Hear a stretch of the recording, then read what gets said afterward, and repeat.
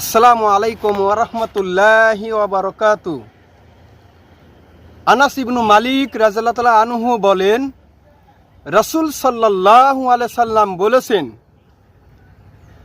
সাদাকাতুস সিররি তুতফি গদাবার রব্বি। অর্থাৎ রাসূল সাল্লাল্লাহু আলাইহি সাল্লাম বলছেন, গোপন দান প্রতিপালকের ক্রোধকে মিটিয়ে দেয়। সুবহানাল্লাহ। অতএব হে প্রিয় ভাই ও বোনেরা, হে মুসলিম নরনারী, সকলেই আল্লাহ তাআলার সন্তুষ্টির উদ্দেশ্যে দান করতে হবে। কেননা তার সন্তুষ্টির উদ্দেশ্যে দান তার ক্রোধকে মিটিয়ে দেয়। আমরা অনেক গুনাহ করে ফেলি, অনেক পাপ করি।